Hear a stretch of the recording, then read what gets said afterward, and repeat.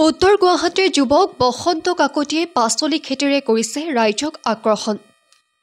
এতিয়া ৰবি শস্যৰ বতৰ, বজাৰে বজাৰে উভৈনদী বিধে বিধে শাক-পাচলি। কিন্তু আপুনি খাদ্য হিচাপে গ্ৰহণ কৰা এই পাচলিসমূহ কিমান স্বাস্থ্যসন্মত?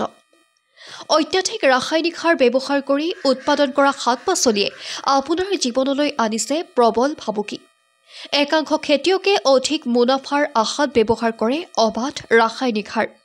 ইয়াৰ বিপৰীতে ৰাসায়নিক সাৰক প্ৰত্যাহ্বান উত্তৰ গুৱাহাটী সাতগাঁৱৰ এজন উদীয়মান যুৱকৰ। পচন সাৰ ব্যৱহাৰ কৰি যুৱকজনে বিধে বিধে উৎপাদন কৰিছে ৰবি শস্য। কেৱল এই নহয়, যুৱকজনৰ ঘৰলৈ অহা প্ৰতিজন অতিথিক উপহাৰ হিচাপে আগবঢ়োৱা হয় পাচলিৰ টোপোলা। বসন্ত কাকতি নামৰ যুৱকজনে পচন সাৰেৰে কৰা স্বাস্থ্যসন্মত জাতিলাও, বেঙেনা, মূলা, অমিতা, কবি আদিৰ খেতিয়ে এতিয়া মনোযোগ আকৰ্ষণ কৰিছে সকলোৰে। লোৱাৰ আছাম ব্যুৰো পংকজ নাথৰ ৰিপৰ্ট, ৰাইজৰ বাৰ্তা।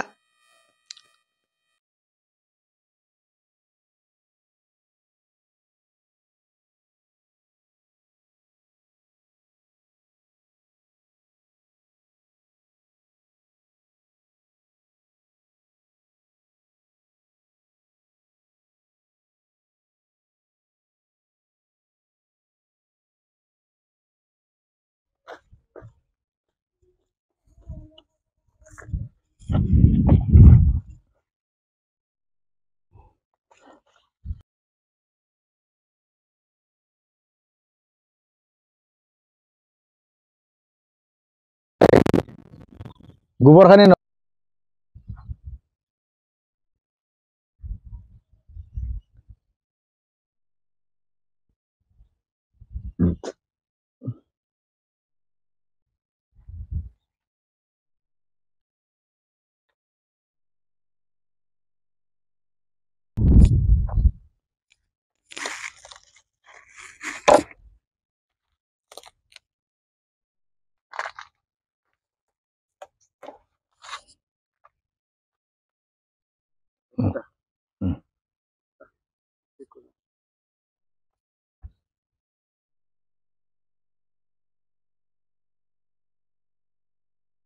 বিশ্বাস কৰাটো মই ভাল নাপাওঁ।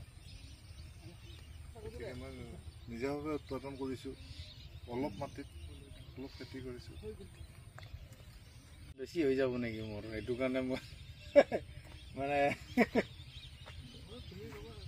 ঘৰত খোৱা পাচলিখিনি বিশালত পাওঁ নেকি? আমাৰ খেতি পদ্ধতিটো গোটেই মানে পুৰণা কলীয়া। আমি পচন সাৰেৰে মানে খেতি বাতিবিলাক কৰি আছোঁ। গৰুৰ গোবৰ আৰু মানে ছাগলীৰ গোবৰ এইবিলাক মানে দি পেলাই আমি খেতিখন কৰি আছোঁ। কেনেকুৱা লাগে ইয়াৰ খেতি?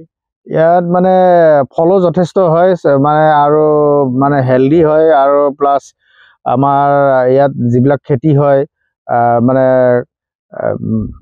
মানে খাবলৈ খুব সুস্বাদু হয়। আৰু আমি আগত যেনেকৈ মানে ঘৰৰ ফুলকবি বা বন্ধাকবি, ওলকবি খাইছিলোঁ, মানে তেনেকুৱা এটা সোৱাদ এতিয়া মানে পাবলৈ সক্ষম হৈছোঁ। কাৰণ আমি বজাৰৰ পৰা যিবিলাক আনো সেইবিলাক মানে খুব সোনকালে বেয়া হৈ যায়, 2-3 দিনতে পচি যায়। গতিকে ইয়াত আমি আমাৰ যিমানখিনি মানে ইয়াত খেতি উৎপন্ন হয় মানে আপোনাৰ শুকাই যায় কিন্তু পচি নাযায়। সেইটো একচুৱেলি আমাৰ নিজৰ কাৰণে কৰিছোঁ, আৰু যিখিনি অতিৰিক্ত খেতি হয় সেইখিনি বজাৰত বিক্ৰী কৰি দিয়া যায়।